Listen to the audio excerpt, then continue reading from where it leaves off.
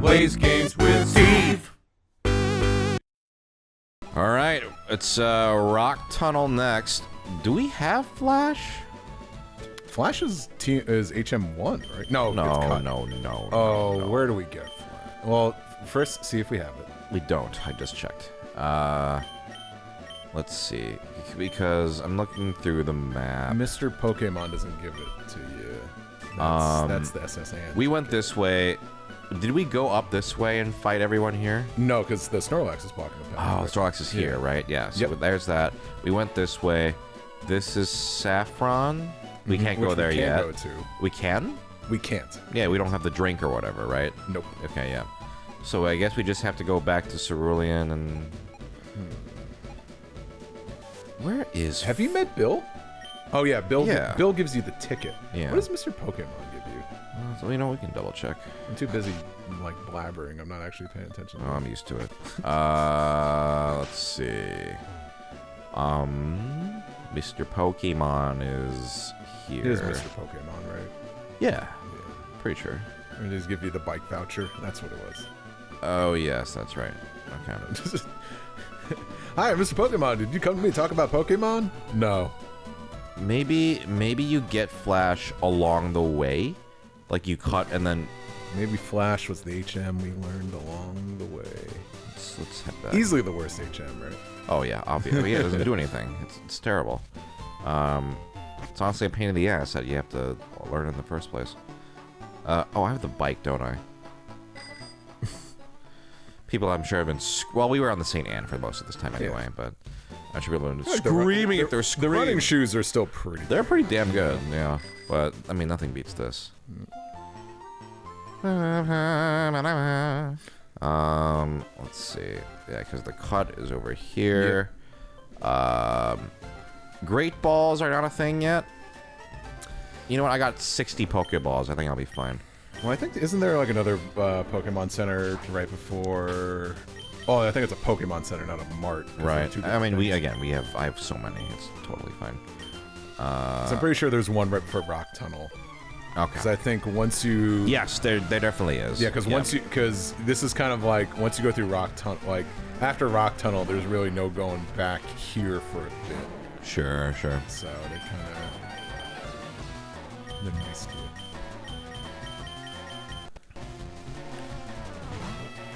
God, Magikarp takes forever to fucking evolve. Yeah, so does Pupitar. That's right, yeah, in our Pokemon RP, Steve has a Pupitar that... Did it just... No, it's like one level so away close. from evolving. As this recording, we're about to fight the Elite Four. And, that's right, as of this recording, yeah. wait, oh god, I'm glad I at least caught Pupitar, because fucking Angel fucking caught half the fucking Gen 2 roster. What was the one that they caught that you were the most like, oh, I wanted that one? Was there anything like that? Because you got your precious Dawn fan. My precious, Phanpy, yeah. Which I think like Angel is also going for. Yeah, probably. And I'll say this on air because it's 100% truth. If Angel caught Phanpy, I was gonna murder Angel. Yeah. Not even in their sleep. I was just gonna like get off the Discord call, drive over to their place, and just make it look like I didn't do it. Yeah, we wouldn't hear from them again. You know, because I can't admit, to murder. Sure. Even though I just said I would do it. Yeah. But I don't know. I played enough Ace Attorney games where I feel like I can cover. But what were you gonna say beyond that? No, because it's funny, like because Angel's a sweetheart, but they got a bit of a bitch to them. I've learned through Pokemon RP. Oh yeah, they can be a little stinker. Yeah. And like I think because Angel's new to the RP, but like Wilco and David, and David's like a sweetheart. David's like, David and I's like characters in RP have like kind of like become like, like really good friends. Wilco and I in the game are like the Naruto and Sasuke. Yeah. But Wilco is like, wait, where does he fall on the alignment chart again? You say he's probably... Is he lawful neutral, did you say? Oh, he's not... Oh god, I mean, chaotic, whatever. He would debate this with me, I'm sure. You decided this, I remember, in a conversation. Yeah. Well, because he's definitely not good by any means. I think he definitely leans more neutral. Yeah, I think lawful neutral. He might argue maybe not so lawful, but he'll stab you in the back, but he'll have a reason. Right. But even like Wilco and David both knew it's like that is Steve's Pokemon. Yeah. It is his. Despite me, I think my first session I like snatched a Clefairy right under from everyone's noses. Yeah. So I kind of knew I'm like just to explain. I'm sure we've talked about this before, but in Pokemon RP, if someone catches a Pokemon, no one else can catch that Pokemon. Yes. So yes, just for context, but. Also, it just makes the game move faster. Otherwise, we'd be doing wild encounters all damn day. Exactly, and it makes it more exciting. It makes it each new Pokemon does feel like, ooh, who's gonna get this one? Because they're all still on the same team. Like they work as a unit. But also, like, there's been often times where like, hey, I'm gonna pass this one. If you really want this one, it's all you. Exactly, and it'd just be so boring if everyone's like, all right, we all have Pidgeotto, or we all This way, everyone, and there are ways for them to, bypass this. Like, for example, if they encounter a Teddiursa and catch it, but it hasn't been evolved when they encounter an Ursa Ring, they can catch the Ursa Ring. It just has to not be in the Pokédex or whatever. So, like, two people can have the same Pokemon, and sometimes it happens, through this and that. But for the most part, they almost all have completely unique Pokemon, which again makes it more interesting. It was something that I was debating when I was designing it, and I was like, nah, this makes it more fun. Although, but yes, Pupitar or Pupitar, as I like to call them all the time. 55, but mine's at 54 as of this recording. Yeah, it's been a long road, but it's almost there. Never raised one in any of the games, so it's been. But yeah, I think Angel revealed after I caught Phanpy at the time that they were gonna also go for it, and like Angel has like a lot of like special abilities that helps catching quick easier for them. Yeah, I swear, dude, I don't know what I would have done if Angel. So I think remember when like Angel's like, does anyone have razor claws? Like, yeah, I do. It's like cool. What was Angel saying? Like, if you also give me this, it'll be good. And I'm like, what the fuck are you talking about? I think they misinterpreted my words. I'm like, yeah, I have a razor claw. I will trade it for you for something. But then they're just like, but they almost were pulling like a fucking Suha gaslighting on me, where it's just like, yeah, if you give me that and this, we'll be good. And I'm like, for what? You're not giving me anything in return for it. I swear, I don't know what I would have done if. I think we should go. I mean, she's not been on. But we should go over what a Suha gaslighting thing is, because I'm sure one day we're gonna have. You've Suha talked on. about Pokemon trivia at some point. Yeah, I'm sure at some point during this channel's existence. Wow, yes. man, 2020. Or you know what? We'll save the Suha anecdotes for whenever, because we definitely need to have her on. But Suha and see if I have a colored history in the Pokemon trivia. I think you have a misconception about Angel's thing. It's not their ability that makes it easy for them to catch Pokemon. Because for those who, I know people are actually curious about this, how their ability works in the game, in the RP, is that for every time they have a turn in the catch rotation, the probability of catching the Pokemon goes up for the party. Yeah, that's right. And the intent of this is for later on, whenever they run into a legendary, just making that, because sometimes because all my stats and probabilities are based off the real engine, and legendary Pokemon can take forever. Steve can attest to this. Like, what was it, Moltres, who took forever to catch? Forever. Yeah.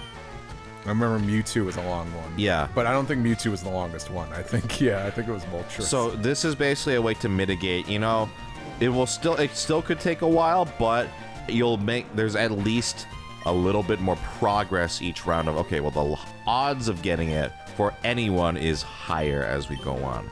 What Angel has that can let them keep catching everything is their Electabuzz, now Electivire, was way too fast, and it was just like they were always first, so they always got first dibs. It was very funny. It was very fun to look at. Yeah. So they have like half the Johto roster. Yeah, which is good actually because they joined in season 2, and so they have less Pokemon than everybody. Yeah, we were able to carry over our stuff, but we can only use it as Gym Badgers permit. Exactly. Oh, this thing isn't flying? Is it just Nature? bug? Yeah.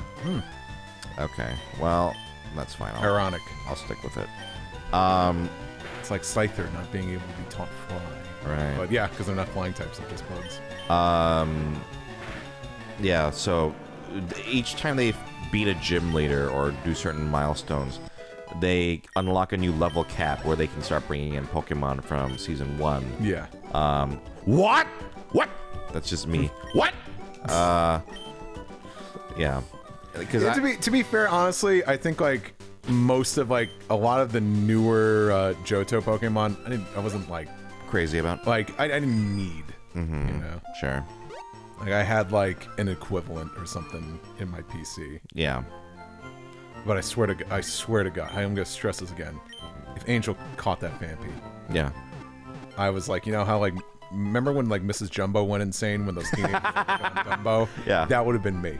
I would have been fucking breaking fucking posts, holding up circus tents, throwing barrels. Yeah. I rewatched Dumbo recently, because me and Amory are slowly going through all the Disney movies. Which is fun. That's a great idea. And I really like Dumbo, but man, it's a real downer. Only bad things happen to that elephant. This sounds horrible, but every time Baby Mine, when Dumbo starts crying, I burst out laughing, not because it's so sad. It's like so sad. It's like so sad to the point where it's like it gets. I can't incredulity. It's like I'm like, oh my god, this is sad. It's not even like, ha, Dumbo's stupid. It's like, no, I'm like, oh my god. I feel like it's like so sad. It's like that's like you don't see that in a lot of like, I don't want to say kids media, but I think just like family targeted like. This is the movie everyone's going to see. Yeah. Need it anymore? Maybe it's just like what that was like made. You get them now and again. Like the grandma scene in Coco is rough. Yeah. Yeah. But like what? Like they're like coming out of the Great Depression. They're in the middle of World War II. I guess that's just like the like your average person was far more used to trauma. Yeah. Like just like I that's a very ignorant thing to say, but I just mean like. The world was just like a shitstorm. Sure. Well, the world still is kind of a shitstorm. No, but I mean, listen, World War II, the Great Depression, that's, yeah. But we've like kind of like, hey, like there's been a lot of advancements in medicine and mental health and other things. So. Right. Yeah, Dumbo, and then we watched Bambi recently, and that movie's definitely like, it's just kind of about things happening to a deer. Like, it's not Bambi is not a character. Bambi is just a creature that, you know, it's funny, Amory made the point in Discord recently, like, you know, Bambi's mom dying it doesn't do anything for Bambi's character, actually, when you're watching the movie. It's not like Bambi, like, grows from it or learns anything. It's just, that sucks. I wouldn't say Bambi. I watched Bambi a lot as a kid. I haven't seen Bambi in maybe like 10 or so years. I wouldn't say it's not so much of a narrative. It is. It's not a narrative. It's kind of finally. Finally, the end of Evangelion. Yeah. Everyone's gonna turn into Tang. It's a kick in the glass. It's more of it's just like an experience, you know, and that's a stupid thing to say. No, I think that's accurate. Yeah, it's very like, it's a vibe. It almost just feels like, you know, it's kind of like the life of an animal. Just like, oh hey, the season is changing. Yeah. Oh, my mother is dead, but I guess I just keep living. You know? I think also it's just for, you know, it's animation too. It's just like, I'm sure in the 40s they're like, look at the cool shit we can make happen. Oh, listen, that's the best part. Like, Yeah. I'll be honest, like Bambi, I'm like, it's okay. Like, I don't dislike it. I definitely, this is a hot take, I definitely like it more than Fantasia, where half of that movie I'm falling asleep. Bambi, it's at least like, you know, it's fun, or it's cute, you know, and there's really, but the animation back then, oh, truly breathtaking that it could possibly look like that. Yeah. That's definitely the, you know, greatest strength, I think, of a lot of those early stuff. Like, I love Pinocchio. It's one of my favorites. But it's not a good narrative. It's just bad things happen and nothing is learned, you know? Yeah. But I love that movie. I love it to death. All right, now it's Aber time, I think. That's me and Transformers the movie. And I'm like, You know, you and I need to watch that because I've never seen it. you will be amazed by the shit that goes down in that movie. It's like, I love that movie to death. It possibly might be my most favorite movie. And I tend not to be like, here's my top 5 favorite this and that, because I feel like my mood and my mood shifts and my opinions change all the time. Right. I love that movie, and I think some people will probably try, you know, because we're in the, like, you know, era where everyone's like, you know, we'll make a video essay about it, trying to be like, this is what the movie's about. I'm like, no, what this movie is about is, you know, a bunch of people making a TV show to promote toys, underestimating, like, how beloved this could become. And because it's just a bunch of shit happening, and I don't think there's too much of a narrative. There's not too much of a theme to it. Yeah. It's just a lot of shit happening, and it's fascinating to watch. Sure.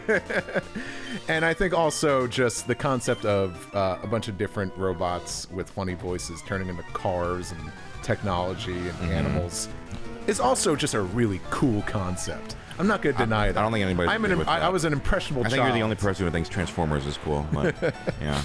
I will not deny, I like seeing the cool robots turn into shit and fight. Sure. And also sound like Hanna-Barbera characters, because like half the actors in those are like Hanna-Barbera voice actors. But I don't know, I think my appreciation for that movie is just like, also like, it's all 2D animated. I don't think there's any CG in it at all. And the amount of details that are in it is like, oh my god, these people worked way too hard on this. And it looks pretty good for what it is. Interesting. Sometimes, I don't know, sometimes you just like junk food. Sure. And I don't think you have to come up with a thesis for it. Right. You know, one day if we... Well, maybe it wouldn't be on theme. I was going to propose, and we can still do this in some other form. I was going to say for, you know, we have our... I mean, it's been a long time since we've done the last one. We have our manga club, right? Where we watch like an anime movie. But for us, because of scheduling, it's just... We have not been able to do one forever. I'm like, well, if we run out of anime movies, maybe we'll do a movie exchange. But we could also just do that outside of that as well. It's just convenient because we're always meeting up. On Yeah, that day, exactly. You know? I mean, Leo and I will do that. It's been a while for that too because we're just getting busy, but where we'll both pick a movie or whatever. That's pretty fun. Of like, all right, I'll pick a movie that you haven't seen that you should watch, and you know, kind of, you know, do like a movie exchange. I admire your confidence because I think about this too, and I'm like, because you'll make fun of me for liking things, and I'm like, I can't make fun of you back because everything you shared with us hits. and I resent you for it. Because my taste is too good. And because I don't know, I gotta admit, like, I'm very timid to share a lot of things I like with people. I think not because I want to be like, I don't want to be made fun of or anything, because I'm like, I don't know, like, this was something I experienced on my own and really enjoy. Yeah. And like I said, like, I don't have a thesis for you. I just enjoy this. Sure. I don't know if you're gonna enjoy this. You might not. Sure. And I'm also not like, I also don't want to present everything I like it's like, you know, like, the best thing ever. Yeah. Yeah, like just like the way people talk on the internet, like, this is the GOAT, and I'm like, it was funny. We were doing that the Crunchyroll quiz. What's One Piece story arc are you? Which I'm Alabasta and you're. But and you I'm are Skypea. yeah. Written by my good friend Daniel Dockery. And one of the options was someone debates you on your favorite anime not being good, like how do you respond? And then like one of the options is like, oh, debate them back or something. And like the two other options were a combination of me of like, oh, okay, I'm just gonna go back to enjoying it. I don't care. And then one of the other responses is like, why do you feel the need to tell me this? Sure. And I'm definitely on that spectrum because I'm like, I don't care if you don't like it. I like it, and I'm just gonna go about my life, So I don't know. It's hard for me to share the things I like because I don't think I'm always well equipped to explain why it's good.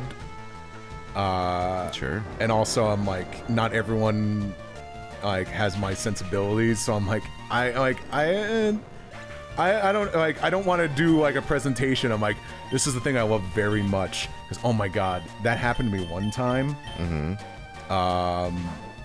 I took someone to see a movie that I had just recently seen and I loved it so much. And I took them to see it. They shitted on it. What was it? Summer Wars. What? I know, right? They were like, I don't know if they actually didn't like it. I don't know if they did this to purposely stick it up my ass because I was talking it up so much. I don't want to theorize on that. Yeah. But that has like stuck with me for so many years. Like, especially with like how much Hosoda is like praised amongst like, I don't know, just animation fans and just geeks in general. But to be told that movie wasn't that great, and I'm like, how did you feel nothing during that movie? And I didn't say this at the time, but like over the years, I realized I'm like, Summer Wars is one of my favorite movies of all time. Sure. I get so much joy out of watching that movie every time I watch it, and I'm like, and it's not just like the cool Digimon-esque characters are fighting. I love the bits with the family so goddamn much. Oh yeah, that's the best part. And how did you feel nothing? Yeah. Sitting through that. That's wild. I think that is like that was like one of the biggest red flags I ever gotten from somebody. So here's my thing. One, I'm very confident in my taste, right? So like if I show something to someone and they don't like it, that's okay. Like I don't expect everyone to have the same opinions as I do on everything. And usually also, if I am recommending something to somebody, usually it's because I think I'm very good at recommending things to people based on their taste. Yeah. And I'm like, oh, you like this? Oh, you should watch this. You'll like this. Like, I'm not going to, for every person, be like, you should all watch this. There are some shows or movies that I love. I'm like, this person probably won't like it that much. So there's that. Like, I definitely am aware of that. I also totally kind of like discussing, like, oh, what didn't you like about it, or what did you like about it? And and if someone is showing me something, and they like for example, let's say you do show me Transformers, like, I'm not gonna trash it because I know it's like really important to you, right? I might like discuss it like, oh, I like this part I was kind of about. I mean, I kind of did that with One Piece Film Red, right? Yeah. Where like I was like, this is all right. Like, I'm not like enraptured by it, but I thought the music was great and they did some stuff. And then for me it's just I like discussing and talking about stuff in a constructive way.